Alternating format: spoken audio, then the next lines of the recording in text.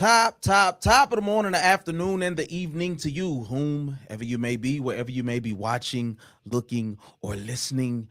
It's your boy Anthony Moore. Ant Mo, for those of you who may know for sure, and welcome to the Late Night Shift Live.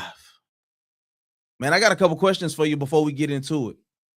And the first one is this: are the streets truly dead given the Pooh Shiesty fallout? Second question: did we mishandle the Russell? Lastly, are we as a culture one that truly values the voice of a woman? I got to be honest with you, dog. I don't know, but something tell me we gonna find out, and we're gonna get into it right after this.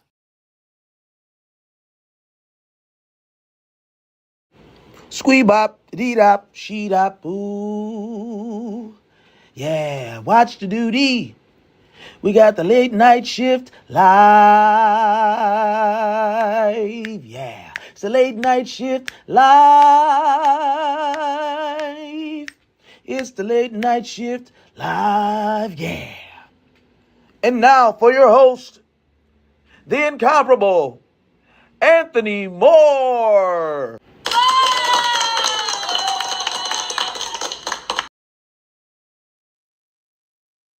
Yes, Sirski, man.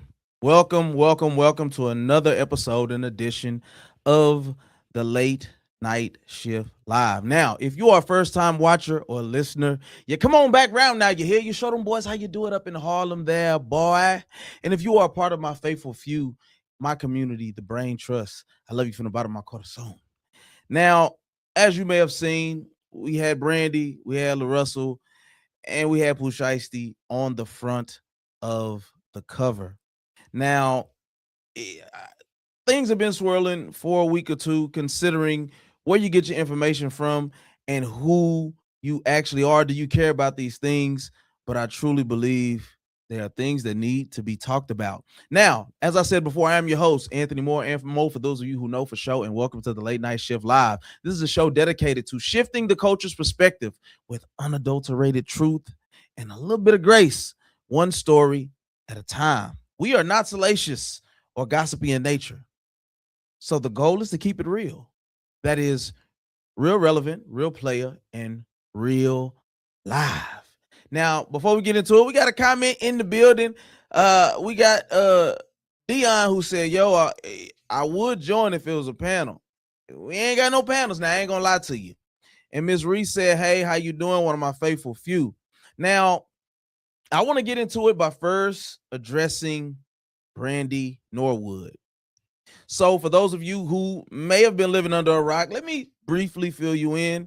March 31st of 2026, she put out something entitled Phases, a memoir, where she talked about different things that she has dealt with over this career of hers.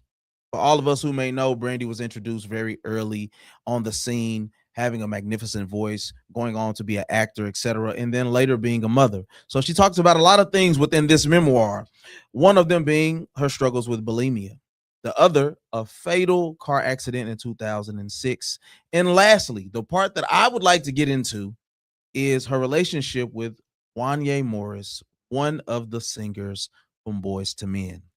Now, my question was, at the beginning of the show, are we a culture that values the voice of a woman or of women? I am not a platform that believes in pandering to women in any way, shape, form, or fashion. I do believe in speaking the truth in love, and some things should just never be acceptable. Now, I think it was about 11 years ago, to be exact, Boyz II Men was, in fact, on the Breakfast Club, and they had a conversation about music, of course, but one of the things that got brought up was the romance that was between Brandy and Wanye.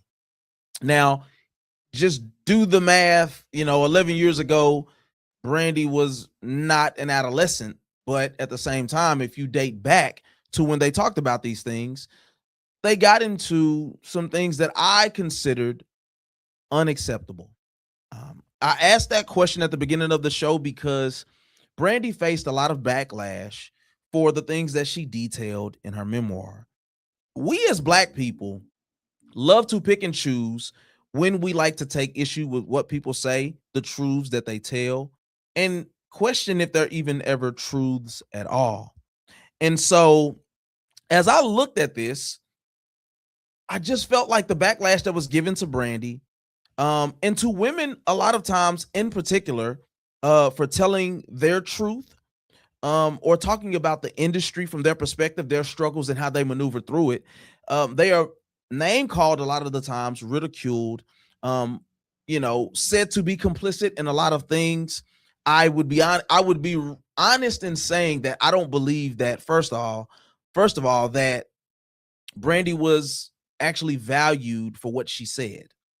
And I know that we like to live on the narratives in 2026 about Black women being protected, about women in general being protected, right? No means no. All of those things, right? So in this situation with Brandy and Wanye, Brandy in the memoir said that she was 15 years old when she did in fact engage in a relationship with Wanye, one of the singers from Boyz II Men. Now, before we even go into furthermore of the story, Wanye was considered to be 21 plus. We'll just say that 21, 22. I'll say this as being a man who has 3 daughters, all varying in different ages, 19, 6, and 5.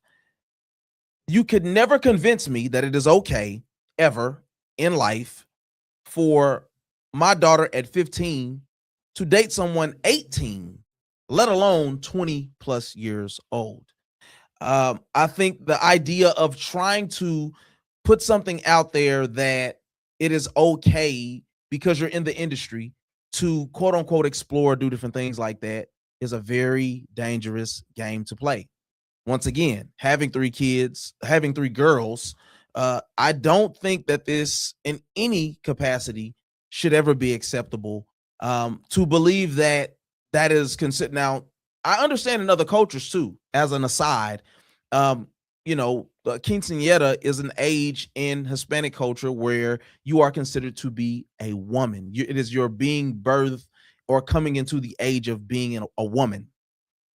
That ain't the same in the culture that we grow up in. And I think it is dangerous when you get to go on the Breakfast Club and make certain asides and assertions about what the nature of the relationship was. When you look at Charlemagne and the things that he said, of course, this is back when Angela Yee was still a part of the show, and she triggered the comment that brought about this conversation. And Charlemagne jokingly stated that, oh, he was boning Brandy, right? And in the memoir, this is a part of the issue that I take with the whole situation in as a whole is, why is it when it comes to quote unquote a victim or a woman in this instance, the facts have to be skewed based off of what a man says, right? Sometimes right is right, wrong is wrong. Sometimes the facts are just the facts, and there are no gray areas. No matter what state, and I'm talking about no matter what state that we live in, no matter what we would like to make the truth or not the truth. The reality is this: 15 is 15, and if Brandy says in a memoir that she was 15 years old and that she did in fact engage in a relationship, sexual and otherwise, with a grown man, you are absolutely by the legal age, a grown man. You can drink, you can do anything at 21 plus in America for sure. They then went on to joke about, oh, I was young too. I was a young man too. And then the facts were skewed. I'm not here to say that that facts can't, that sometimes things can't be misconstrued, but things like this, I just don't agree with. She talked about in the memoir about how she had to live a lie based off of the persona of who she was and the things attached to her, lying about being married, having a baby, things of that nature. So it is what it is in that regard, right? But I believe that coming from this standpoint, the facts are what the facts are. He then went on to say that no, she was 16 or 17, right? And that she was old enough to get it. And then when Charlemagne asked about, well, was it legal in the state that you were in? Leading me to believe that even somebody who at that point in time, Charlemagne could be very racy in what he brought up and what he talked about, and even the nature of the things that he discussed, could be baiting for something there. But maybe, just maybe, a guy who has a certain level of brilliance to him, even as a guy like Charlemagne, was asking that because he did know particular facts. And he said that, oh, we were always moving around in different states. Wanye saying, well, we were moving around in different states, so it was legal wherever we was at. Something about that, and y'all let me know in the comments if I'm way off base here or if this is right on par. Something about that just doesn't sit right in my corazon, in my spirit, in my shanana, if you so will. I just believe that there are a lot of vultures when we look at the industry, whether that is music or entertainment in general. There are plenty of horror stories from people who grew up as Disney stars, the Miley Cyruses of the world, the Orlando Browns of the world, and plenty more, where these people need tons of therapy, where they are drugged out, where they are thrown out like trash after they've been used up by the industry. And do I know any of these people personally? No, none of us do. We can only, as a court of opinion, public opinion, that is, take the facts that are given to us and to be able to come up with a grand conclusion about what we see about these situations. I take anybody 20 plus years old, 21 to 22 years old, dating somebody who is in their mid-teens to have a level of manipulativeness to them. It doesn't matter the sexual attraction or the bonds that could be grown from being on tour with somebody. Those type of relationships should never happen. And if we're being honest, these type of things happen on a regular basis. We as a culture, and that is a term that I use very loosely because we take anything that we agree upon in masses as being the thing that represents a culture. It's starting to make me ask the question, what is culture? What is real? What is our real culture as a Black people? Because we take such pride in saying that we move the needle and we dictate what the culture is. And I'm starting to believe that culture is deemed whatever is acceptable or unacceptable by the masses at any given time. When we talk about underaged kids, it doesn't matter how you look at it. It doesn't matter how you slice it. Being young, right? When the roles are reversed, I'm glad that when it comes to situations like high school or middle school, when teachers, male and female, were sleeping with members of the opposite sex, that they were actually put in prison. But there's a thing that the reality is that no matter what you think or believe, Brandy Norwood, whether 15 or 16, was no grown woman. And that is a fact. Bruce Wayne Glass in the building, my guy. Appreciate you for tuning in. Yes, sir. Yes, sir. Y'all make sure to speak to Bruce Wayne Glass in the chat. You feel me? But yeah, it's just certain aspects of this that I just can never be okay or at peace with. Ideas of love and safety are not readily and properly functioning in anyone, in anyone in their early 20s, let alone a teenager. And so it just comes off as very pariah-ish, like you're feeding off of something and feeding into something from someone, selling them hopes and dreams, whether of love or relationship, that I just can never get with. And so after he made those comments, he said, no, it was a relationship. It was a time. And it's nasty to me. It is nasty, the idea that we could sell certain ideas about love and what relationship is in situations where if it was my daughter or your daughter, the person viewing this, that it would never be okay. 15, 16, it doesn't fly.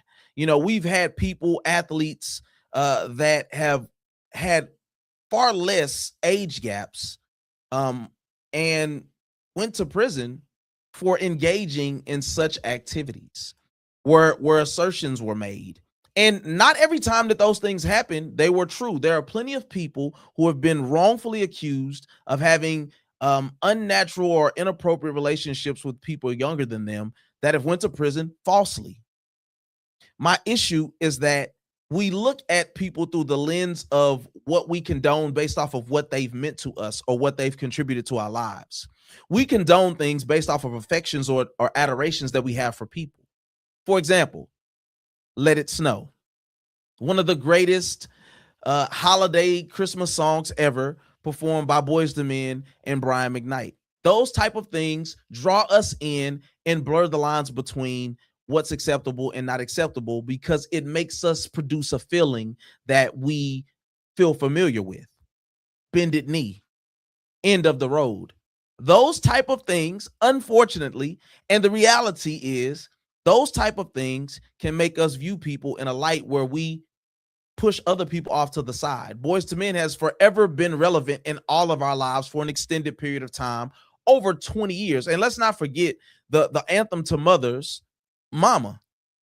So those type of things, realistically, if you will be real with yourself, have affected the way that we would view something like this. And the fact that in our culture, women they're women. There's something for us to do. Now, I get it. We live in a time where on the opposite end of the spectrum, women have been lauded for having degrees and money and being independent. And all of those things are fine and well within the box that they exist in. But on this side of the spectrum, I don't believe that Brandy was given the true just due from the situation that she was able to speak her truth from in her memoir, that it should have been taken more serious. Now, statutes of limitations, whatever, but I just personally didn't agree with that. So from the standpoint of what I brought up these songs and I talked about the reality of what they make us feel and how they skew the way we view it, do you agree with that? Put it in the chat below. Do you really agree that music, and specifically from people that have helped us connect to certain things within a timeline for us? I still remember hearing certain songs and certain smells that take me back to a time specifically in my life, whether it was good or bad. So if you don't believe me, need I bring up R. Kelly? Now, you can say what you want to say about R. Kelly, but R. Kelly has etched himself into the hearts and minds of billions of people across this planet. He has been known for being a creep for a very long time. We only need to go back, well, that it's furthest as we know it to be, his relationship with the late great Aaliyah, where she was clearly underaged, and there are details accounts of them clearly having a relationship when she was not of age by far. But what do we know to be true about R. Kelly? He is one of the greatest hit makers ever. Anytime when you talk about like the R&B Money podcast or different shows where they talk about greatest writers of all time, greatest song makers of all time, R. Kelly is brought up, but it's always with the caveat of, well, I don't know what he did with his personal time and it ain't got nothing to do with me, but just in the lane of music, he's one of the greatest we've ever seen or heard of.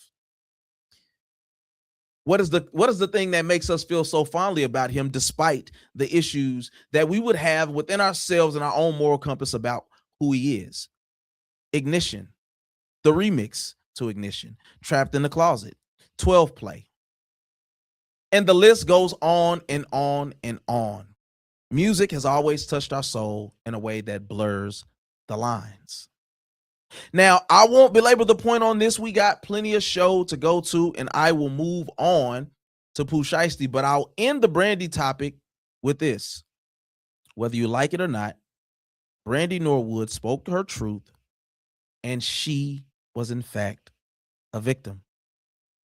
whether it was lies of a relationship, whether it was playing on a far less developed prefrontal cortex than a Wanye Morris, she was absolutely a victim. Moving on. What is the topic, bro? So we are talking about the music industry. We just got done, and appreciate you for hopping on, Soldier Film. We just got done talking about the Brandy Norwood, Wanye Morris situation, where in her memoir phases, she talked about the what I consider to be the inappropriate relationship that she had with Wanye, where she was in her memoir stated that she was 15 years old and she had certain sexual relations with him in an actual relationship that, and if it was any of us and with our own children, our own daughters, we would deem it as far less inappropriate. But we are moving on now to the Pooh Shiesty situation. Now, just for a little context here, Pooh Shiesty was released from a 5-year sentence in the feds, where he served 3 of those 5 years. And I believe that it was actually back in October of 2025.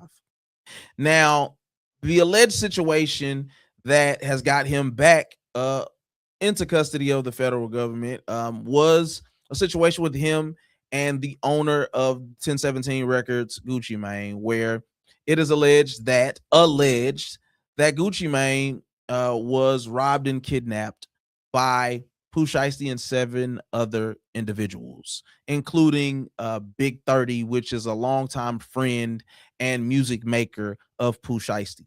Now, if you've heard about this, please let me know what your thoughts are below.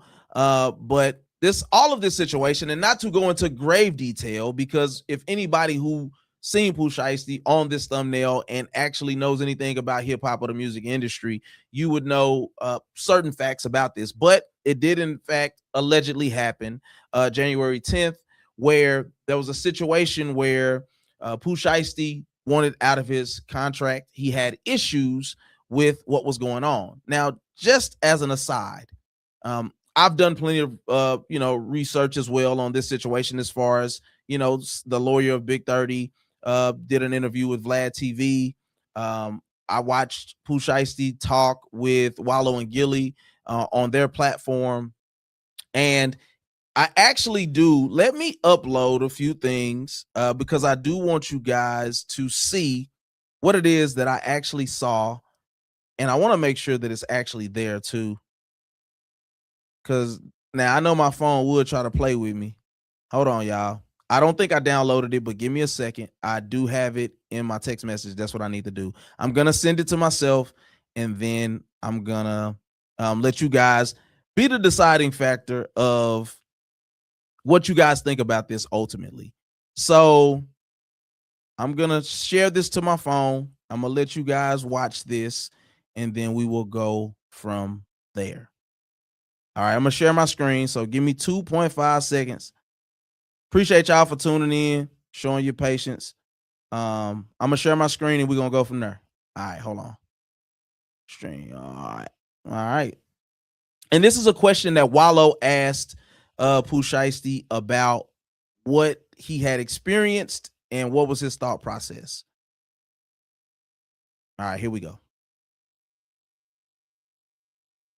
Remember the moment where the breakthrough came, where you said, when I get out, I'm done with all this dumb shit? Was it a moment where you was going through it so much, or you got a revelation where you just like, this ain't it, man. I ain't with this. The alarm clock came on. Yeah, alarm clock. I been knew that shit wasn't what's up, though. I ain't gonna lie. I ain't for that, man. I'm a free world type of nigga, like, ride fast cars, count money, put that shit on, So I been knew, like, this ain't me here. Like, I'm doing whatever come with it, but this ain't the final destination for sure. Ain't no motherfucker way. It's easy to get caught up in there. So I'm gonna tell you by the time, bro, I had just did like 6 months in the hole. 6 months straight, day for day, stuck in the cell, shower every 3 days, no commissary, no none of that. In the hole down there, and this bitch naked. And on top of that, I'm bucking like, cause like I said, like, you remember the Add myself back in. So that part alone mattered to me for this reason alone. If you watch the interview, and I encourage you to go check it out, it's cool. Personally, I'm a Wallow fan. Gilly is goofy to me. He offers no value a lot of the times, but to tell some joke about Wallow being in prison and some type of homosexual activity that he partook in, he doesn't add much value to the show other than that. But Wallow demonstrated to be a person who was in Pooh Shiesty's corner 1,000%. He talked about, who was in the courtroom the first time around, how we tried to give him game to keep him out of this situation the first time before he actually went to the feds for the situation, right? And Pooh Shiesty talked about how he ultimately was lying to Wallow about him being chill and about how he actually, didn't really, he heard the information, but it didn't really hit him until he was in the situation again, right? And Wallow was asking him like, hey, man, what was it that triggered when you were in prison this last time, when you were in the feds the last time? What was the thing that triggered for you that said, I'm done with this? And then Pooh Shiesty went on to talk about, experiences that he had and how the lifestyle that he lives, money, driving fast cars, dressing a certain way, how all those things were very indicative of the lifestyle that he wanted to live and how he was ultimately a free world kind of guy. My question to y'all that I pose as a result of the video that we just watched and the statement that I just gave you is, what could be so bad? And I'm not negating the fact that something could be truly bad in Pooh Shiesty's life or the contract that he was in, or you never know the frame of mind that could drive people to live or react in the ways that they do, right? I am a psych, I'm a psych guy. Like, I went to college and got a degree in psychology because I was very interested in the way that the mind works. And so we can't psychoanalyze why Pooh Shiesty moved the way that he moved or did the things that he did. But if you could for a second, some of us have come from these type of environments, maybe you grew up in it, but not of it. What could cause a man to move in such a way? Who just got out of prison, who, if you look at that show, at the end of the show, he pulls out large quantities of money from a backpack. He then gives a gift, a Louis Vuitton wallet and a hat to Wallow and Gilly. They then go outside at the end of the interview and shows off a Cybertruck. Well, first of all, he shows off 2 rose gold watches. One was a Richard Mille. The other one, I'm not so sure. Maybe it was another type of Richard Mille. He had a Cybertruck. He had a Maybach. He had a Ferrari. And something else. I forgot what it was. It was a very, just all rose gold cars, all nice. The reality is this, though. Most of the people who are in that circle, most of the people who champion that music, most of the people who applaud that lifestyle, they love to pay attention to the money, to the cars, to whatever that is that gives this person the fame, the notoriety. But we never seek to find out what the rehabilitation is of those persons' minds, right? Some of these people come from, and I literally, my whole life, grew up in the neighborhood, grew up in the hood for sure. Now, I can't act like I was truly of it. I wanted to be, but that's what I was exposed to.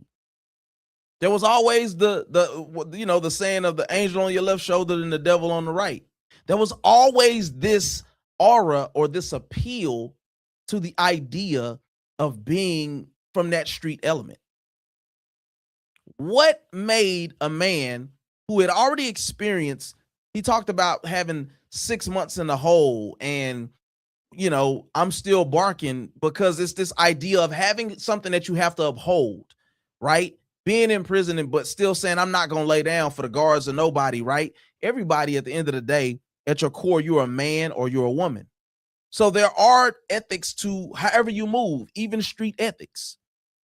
But the idea of believing that it was worth it to go back to prison to get out of your deal. You know, I remember what's my guy that's going super viral right now. The guy, what is his name? He's from Memphis too. I can't remember his name. Wait, what hood you from? That was tough. I appreciate you, bro, because you finna show your ignorance. What hood were you from that was tough? I didn't grow up in a tough neighborhood because what? Because there's a clean cutness to me, or because the shirt I got on, or the glasses, or because I speak with a certain vernacular. This speaks to the ignorance that I'm talking about. I don't have to validate or justify what hood I grew up in because I wasn't one of the people that was dealing with whatever, or you know what I'm saying? Like, yeah, I didn't have pistols pulled on me. I've been around people selling drugs. Like, your stupidity, and because if you are from this culture, you understand that this is absolutely okay. Please, thank you for clarifying. Nah, see, okay, I'm getting it wrong. Please explain to me what I'm getting wrong. But I'm from Fort Worth. I grew up in Meadowbrook. There was two different parts of Meadowbrook. There was the nice part where the houses was and people grew up there, and then there's a whole nother side of it where the apartments was. You know what I'm saying? Where people was getting unalived on a regular basis. To be honest, people I was around in middle school and high school for sure that lost their lives early. That was in that element. That was of that element where drugs were prevalent. Yeah, I mean, stuff getting shot up, all of that. Like I really did come from that. You know what I'm saying? Like I don't champion it. Stories of it. That's all. I don't like. Once again, and that's why I knew where you were going with that. I don't have to have lived this. I don't have to have shot at people or actually sold drugs to be able to speak to the things that I was around, or because of the fact that I had common sense. Yeah, I was out there on the block. LaShonda laughs about it all the time. Like I talked about bleeding the block. Like I literally went out. It was like for like a week or something like that. Posted up on the block on the other end of my apartments. Like I don't have that's my point though. And see, a lot of the people who live in that element, that's why Pooh Shiesty ends up in the situation that he's in. Because you're truly damned if you do, you damned if you don't. Because people say, what right do you have to speak to certain things because you actually made it out? It's like going to prison or actually selling drugs or being shot or having a bunch of kids or, I didn't see, bruh, it's like I didn't see people get unalived. But back to what I was saying. It's the idea, right, of me sitting out on the block, wanting to be in the element, trying to get jumped into whatever hood block element that was going on at that time, and literally being 15 years old or 16 years old, maybe 15, it probably wasn't 16, 14, 15 years old, not testimony, but I was getting drunk every day. Started having sex at a very young age. And it's like, I came from that. I don't have to justify it for somebody on the internet, but the idea of like, it's poo-pooed upon because I wasn't one of these guys because I didn't go to prison, for anybody watching this, I want you to understand the rabbit hole that you end up going down as a part of trying to justify yourself to people on the internet, right? It's having to explain that, yeah, I almost went to jail for being a part of some stuff when I was young. And, by the grace of God, somebody was able to get me out of a pinch. You know what I'm saying? Like, you have to start proving your street cred. Black people are so lost. Black people are so lost because it's like, yeah, you only seen it, you ain't do it. It's like, congratulations to you, man, if you was in shootouts and if you was trapping out a bando, and congratulations, bro. What are you doing to make your neighborhoods better? What are you doing to make sure that we don't got more people look like us that come from where we come from going to the feds, losing their life? If you don't have that, then ultimately we're championing loser lifestyles. Why can I say that? Because we all come from it. Dealing with fatherlessness. No mother. She was a drug addict. Went to prison. Was in prison a majority of my life. Raised by my grandmother. But I got to prove that because I said I grew up in the hood my whole life that, well, what type of hood was it? Now, was it like Atlanta hood or was it like Ohio? Man, knock it off, bro. And that could be a bot for sure. But it's just the idea. It's like, whether it's a bot or not, the idea that that's the type of things that we have to deal with, that's a reality. So anyway, I will go back. So now I got something that I want to play from the DJ Vlad interview, right? Where he was interviewing Big 30's lawyer. And this is my statement. The streets are dead. And I'm about to show you why the streets are dead. Just give me a second. Let me add this clip.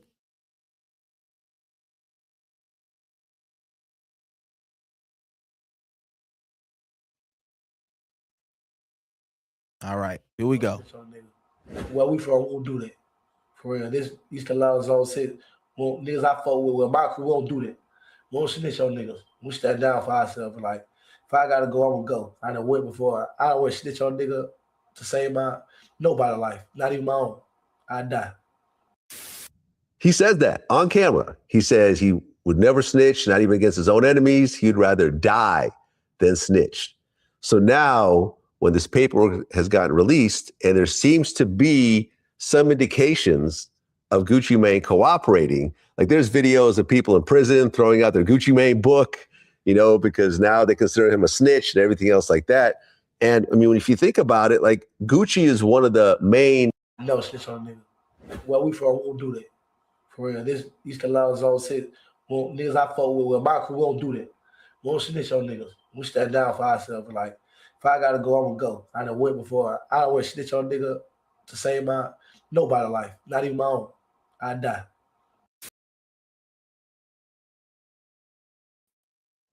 The man said that he ain't telling. He ain't telling on nobody.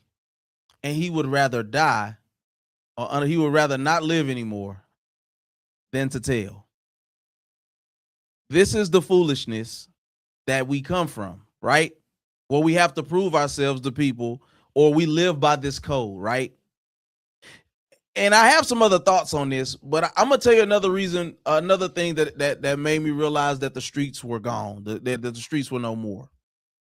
All of us remember, if you watching this and you have any interest in Pooh Shiesty, or you've watched any interview, then you understand some element of the streets, and you can look no further than the 6ix9ine situation, who, according to the people who were attached to him, worked at a grocery store, who was a regular plain Jane guy in the neighborhood in New York somewhere, and then was able to live and portray that he was a part of a gang and street lifestyle, all in the name of profit.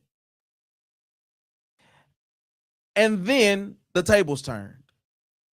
When his baby mama got ran through, when he was kidnapped, it was no more street and gang element, because he really didn't come from that. And he told, and people went to prison. And then he has spent the rest of since then. Yeah, somebody put hands on him at the 24-hour fitness or something like that at one point. But that man has been able to freely roam the streets.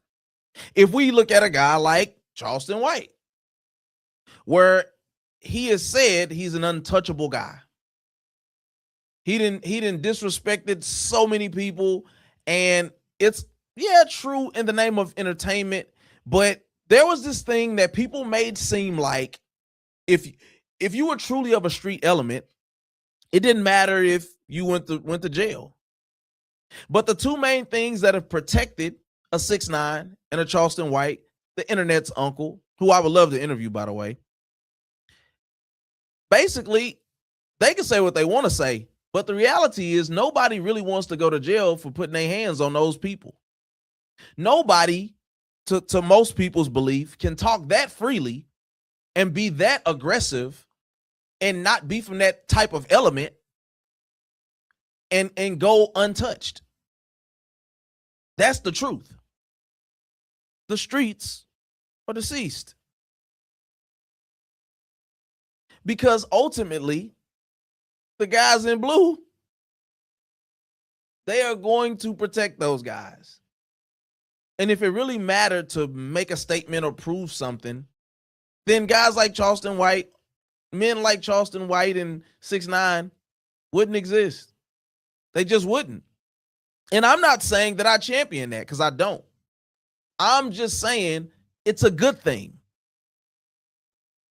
That's like trying to still champion the streets is like saying it's still cool for men to not be fathers. Because most of us that grew up in black neighborhoods and families, you hear people talk about not having a father in their home. But we will continue to feed into the nonsense of the culture in the name of, and here's the other thing. And I was talking to my partner about this. Most of the people who talk about Gucci now being, I don't know if it made it to the end of it because I can't hear it on my end, but they talked about people throwing out Gucci's books because now he's a snitch. Most of the people who were throwing those books out, let me ask you this. How many YNs or true gangsters read books? How many people that are really from that element are buying stuff to help support street guys? It's not real. It's people like me who hide, and I'm not saying I do this, but it's people like me and millions of people on the internet who hide behind keyboards and cameras every day who get to determine what's street and what's not street. Congratulations, Pooh Shiesty stands on business. And then if this doesn't work in his favor, he's making music from phones in prison for the rest of his life. There are people who depended on him. Not hang-alongs, tag-alongs. We talking about family, like kids, mama, those people who now, right or wrong, have to figure it out for themselves. So we applaud Pooh Shiesty for living his raps and standing on business when it was stupidity from the beginning. If people lie about it for entertainment, then we cast them off for that too. We look at Offset recently got tagged in his buttocks, in his buttocks over some money and, got a gambling issue. And he's a rat because he actually said that a guy shot him. That stuff all sounds cool until reality kicks in. Most people will never be put in a situation where they have to make a decision on whether it's their life or somebody else's. And we talking about going to prison, telling the truth about what happened. There's no G code that people really live by, no matter what they say. Now, if you are, and I've recently binge watched The Wire, and it's a really great show.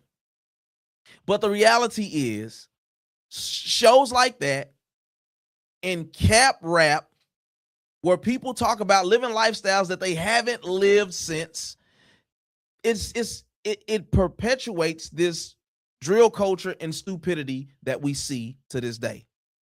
Sidebar, thing that I thought about.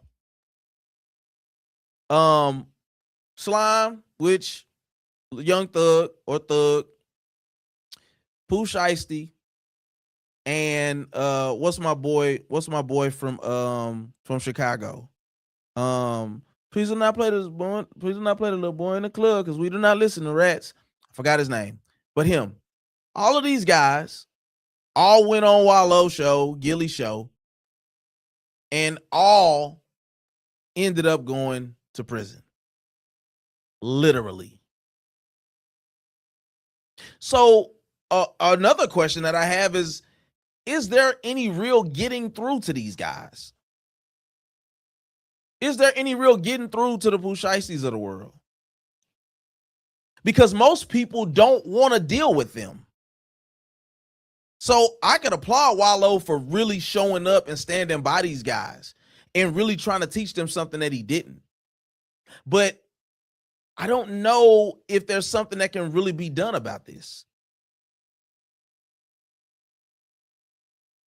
We have to realize that Gucci Mane is a businessman with family and a wife and real responsibilities. So he wasn't supposed to say what actually happened. And then here's the other thing. And we got a comment here. No, not Drake. I know Drake. Thank you, Bruce. I'm talking about the guy who's the feature on there. He's from Chicago. What is his name? Dang, what is his name? Drake got a Drake. Anyway, I'm not a real fan of his music like that, but anyway. So here's the thing, right? What did we learn? What did we learn from the Young Thug situation when it comes to the feds? Is that the things that are in your music will directly, and from the can somebody tell me what that guy's name is? Lil Durk. Okay. So Durk, Thug, Shiesty, all went on their show. All have been back to prison after being on the show. I'm not saying that there's a correlation. It was just weird when I thought about it. But even from Durk's situation, Thug's situation, and I'm sure if they want to, Shiesty's situation, the feds will use lyrics. Now, some things will be determined inadmissible. That's just a part of the game. But who's going to say something about Gucci Mane putting out a diss track where you're pretty much implicating what happened in the studio to a certain extent? See, you can hide behind, and this is where we got to stop the cap, right? This is the cap rap right here, where we got to stop the cap where Gucci is just being a real street dude, but you're absolutely using things in your song that could be used in court. And then the thing is, you can put your hands up and say, hey, man, I'm just rapping, man. Stop. It's the same thing in drill culture. They talk about it. They give times, dates, what the dude had on. You did everything except talk about what you actually did. And a lot of these drill situations, they literally say if it ain't on live, it didn't happen. If you don't take a picture, it didn't happen. This is not smart. It shouldn't happen, but it's also still not smart.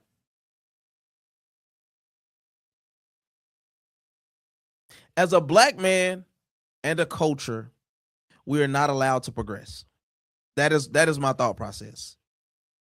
As a black man and as a culture, we are not allowed to progress. We are held to a standard, even if it's harmful to who we have become. It's just a bunch of cap.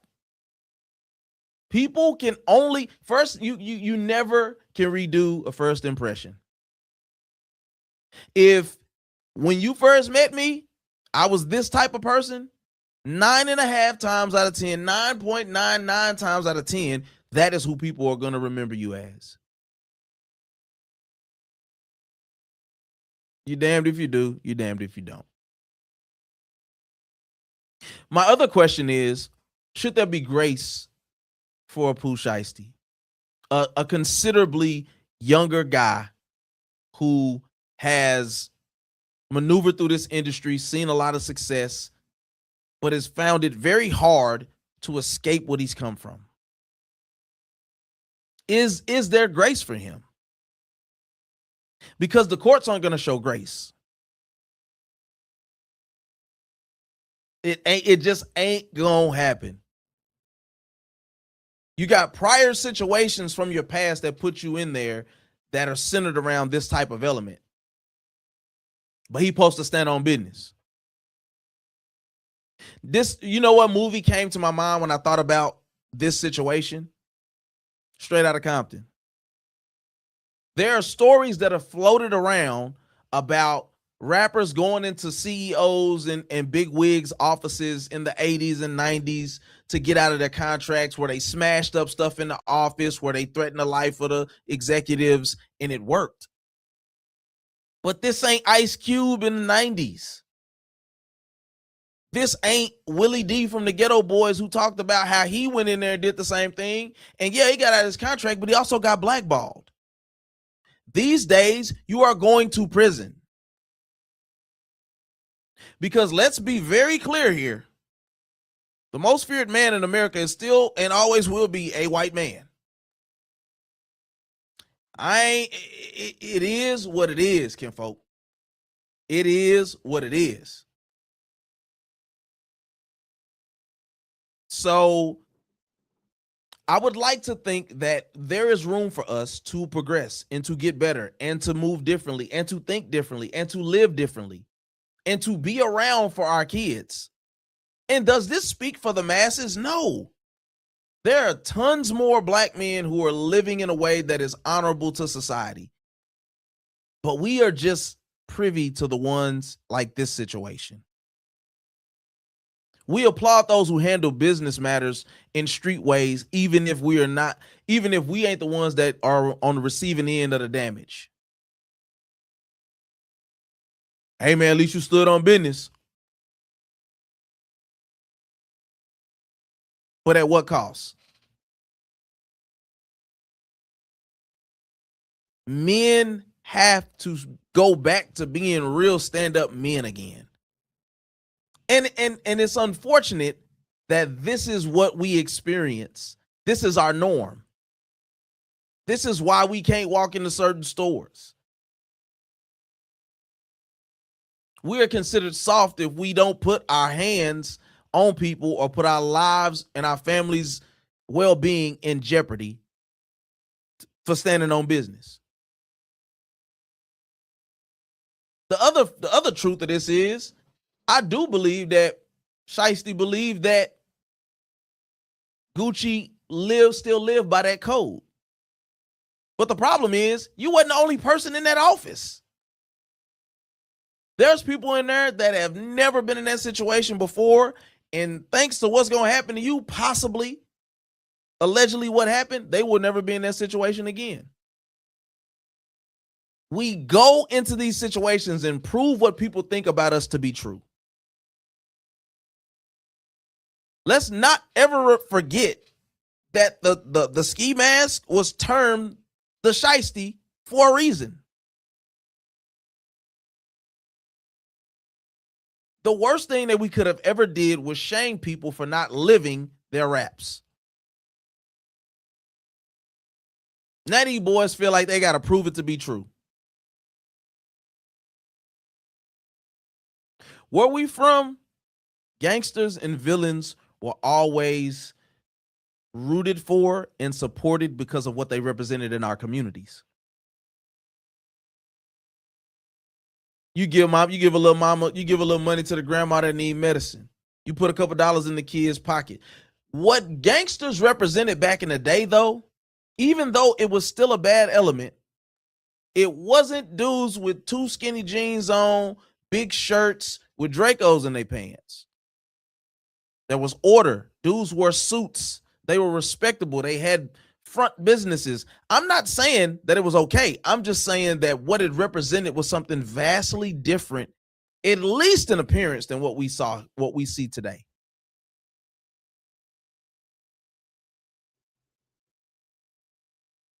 And if you look at any movie where there's a Man with a Mission, the John Q's of the world, or any of those movies where somebody has been cheated, we root for the bad guys because that was our way of sticking it to the man, whoever the man is. Almost every man's favorite movies were some gangster movie, whether that be Goodfellas, Godfather, 1, 2, and 3, Heat, Carlito's Way, TV shows like Power, The Sopranos, The Wire. All of these things were applauded, and we loved it because it represented us trying to get our little piece of the pie, taking something back. Bad men have always been considered good because they have done more for us than the people we felt should have been doing something for us. As a result, rappers, drug dealers, athletes were the only way that we ever saw ourselves achieving or being successful. That's the danger zone. Because you can't run fast, jump high, punch hard, run all those things. You can't do that stuff for the rest of your life. So if you don't have a plan, if you don't have a way to understand finances, then not to mention that only 1% of the world is going to ever be successful using their physicality in that way. Most people are going to chase a pipe dream. To become successful as a rapper like the 50 Cents, the Babies, the Kendrick Lamars, the J. Coles of the world, that's a pipe dream in itself as well. You need so much serendipity and luck and kismet to make those things happen. Being a drug dealer, never knowing what it would be like to be in an interrogation room facing 30 years because you were caught with keys in your trunk. It's a setup. But that is our measure of success. That is our way, our pipe dream way of being successful. I'll end the Pooh Shiesty segment here by saying this. Pooh Shiesty isn't the problem. We are. Because we don't know our place or who or what is bad anymore. We don't know where to place people or where to place things.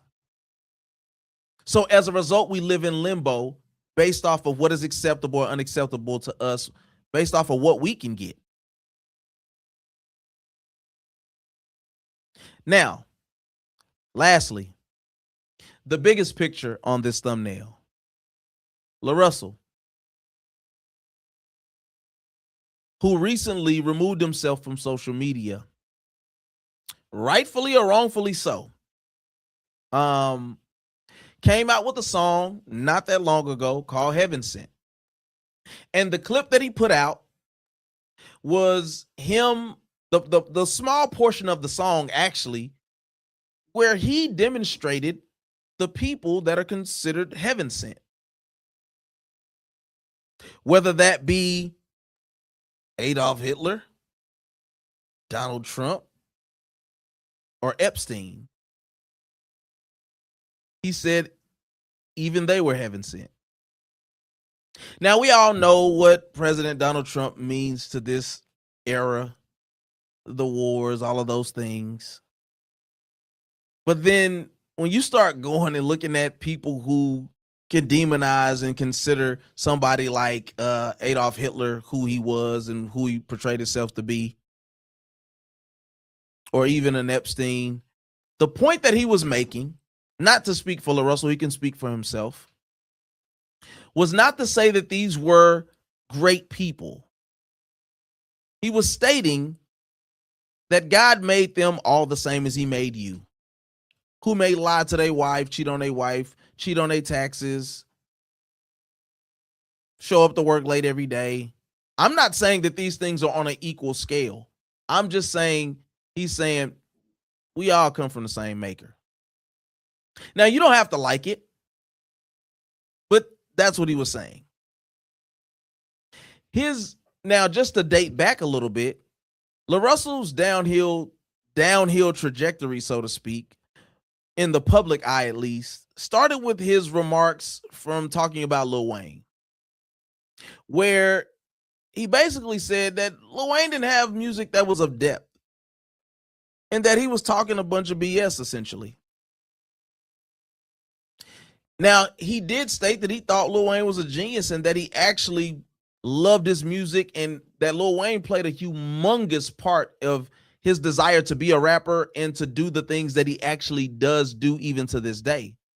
But us being a culture that is only immersed in what we can pull from a 90 or 60-second clip, now he's public enemy number one in the eyes of many. It's interesting to me because what we don't realize is that one way or another, we made LaRussell. Whether it was the people that were running to go to performances in his backyard, who reshared any of his content, who bought into his royalties, who bought merch. We are the people who made LaRussell feel comfortable about feeling the way he felt about his music or the stances that he took. Now, to skip down to a point, I watched a clip right when everything started popping off with the Lil Wayne situation, where he was walking down the street and he was talking about how he had figured out the internet. And although I could rock with his standpoint, looking at this from the right wrong lens, I could say that for somebody who could have far less confidence than him could see this as him being cocky or arrogant or believing something about himself to not be true. I didn't view it that way. But I think one of the gifts that I have is to actually be able to kind of see things through the lens of somebody else. I have an objective view when I look at a lot of things in life. I can still come to the same conclusion as a lot of people, but with the LaRussell situation, I said, he's going to piss off a lot of people with this. When you go back to the Heaven Sent song, his engineer said, hey, I wouldn't do this one. Let's skip. You should probably skip this one. Don't put this one out. He doubled down on multiple interviews about, I'm going to do it, and this is just what it is. For that, I applaud him. Because what a lot of artists and people are missing is that what makes art, what makes us be one of the most amazing country in America is because of the freedoms that we have.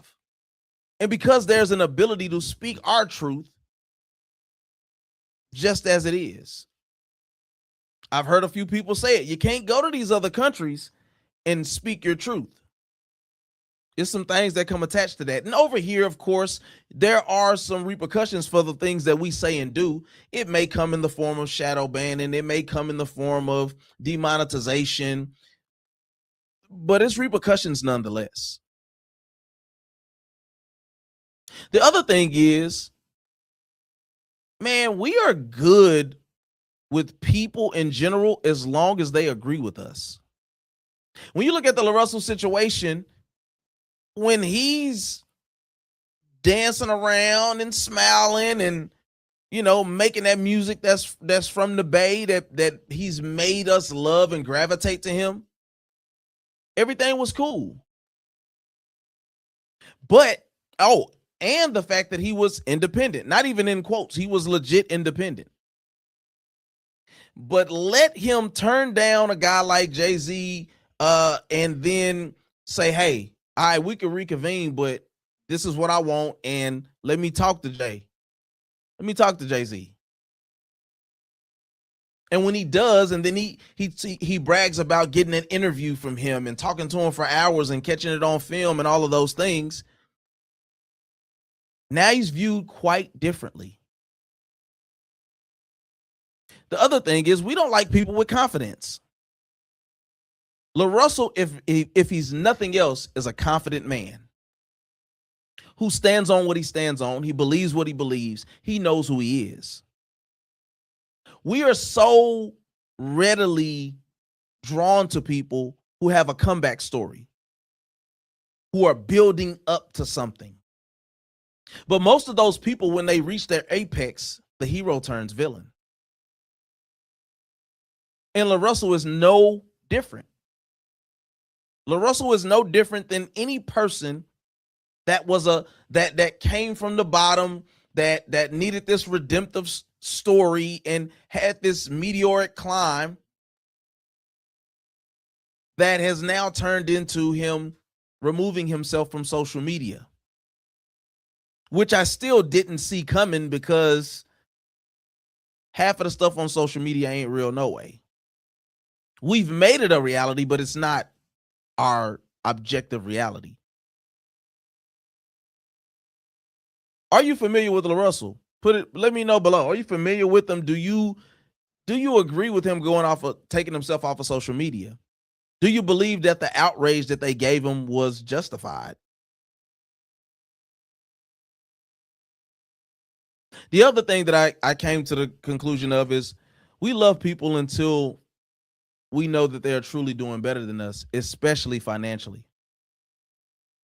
When we know that people got more change than us, even if we knew maybe in a vacuum, oh man, he get into a bag. Let somebody come out and say they make $100,000 a show. It's not just the fact that people can get robbed that they don't talk about their money. It's because people's opinion of you changes vastly when you aren't suffering from the same plight as them. If I'm forever a struggle artist, I'm forever loved and applauded because one day you're going to make it. But most people aren't truly happy with somebody making it if they ain't coming along. That is a fact. So in my attempt to gain a better understanding from what I can do as a person of the media and, a podcaster and curator of content, I went down certain rabbit holes of LaRussell's media. And I'll be honest with you, I wanted to dislike this guy so bad. Going into it, I wanted to not like him. I don't particularly think that Wayne's catalog is as amazing as most people do. I think he has a bunch of mixtapes that don't age well. And I think he has the Carter 1 and 2 that are certified legit albums that are worth re-listens. And then I think all that other stuff is just nonsense. But he's just always so happy, fam. He's just always smiling and dancing. And then when you sit down and listen to him, he knows what he knows. He's lightweight, a genius. He really did have something figured out. Now, I don't know if somebody encouraged him to go off of the internet talking about LaRussell, but I would have stayed there, right in the iron of the fire.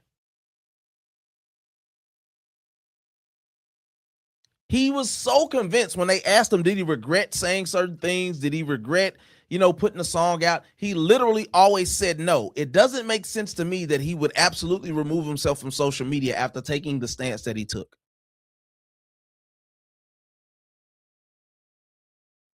I'm like, I went and listened to the Heaven Sent song, and I'm going to be honest with you. It is a phenomenal song. It is a really good song. Just that one little part of the song where he started talking about these people who Heaven sent, that's where I'm like, you just didn't need to put that in there. I mean, it's your art. You can do what you want to do with it. Art is supposed to be subjective. So you have a message that you want to put out, and sometimes people get it, sometimes people don't. But the beauty and the freedom of it, this songbird, this caged bird with a song that I put as my title on the thumbnail, the freeness, the ability to open the cage for that caged bird to sing its song, that's the whole point of having the ability to put your art into the world.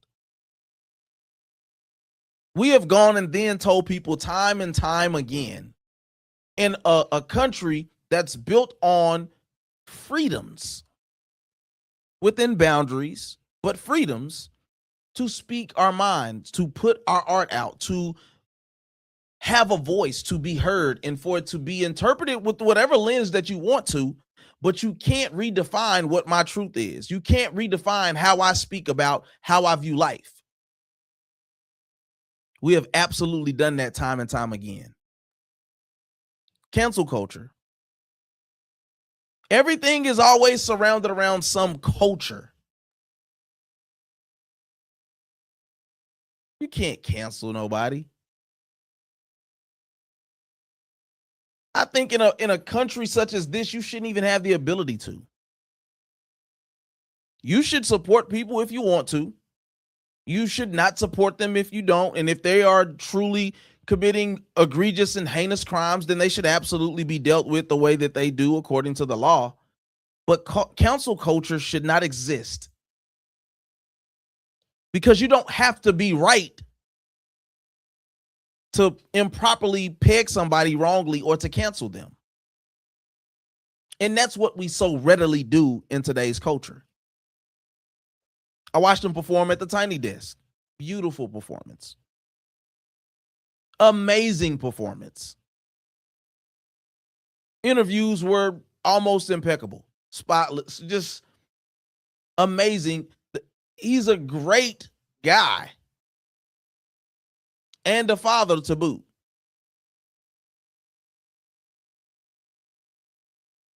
Here's the other thing.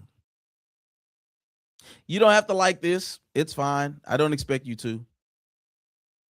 But when you talk about Trump, when you talk about LaRussell, and people, even if we go into the Orlando Browns of the world, or you talk about 6ix9ine or any of these type of people, they're the same person. They just have a different way of executing. And the way that they handle the spotlight is so vastly different. They all end up still falling victim to public opinion, though. We love a crash out. We love to see people rise and then fall.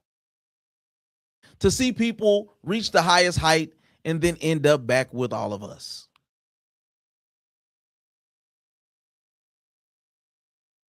Most people get the success not from being like other people.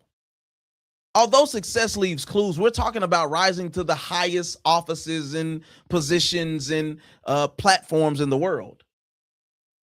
Those people that I just named, Ray J even, Charlemagne, all have gotten where they have gotten doing the complete opposite of what everybody else does.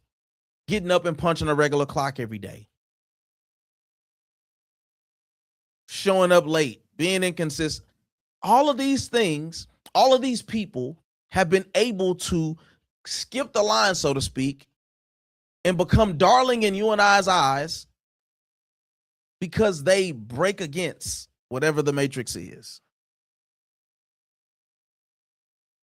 So to now see the fallout of many of these people, the Pooh Shiesties of the world, the LaRussells of the world, just goes to show me that you must just be held by your convictions at all times.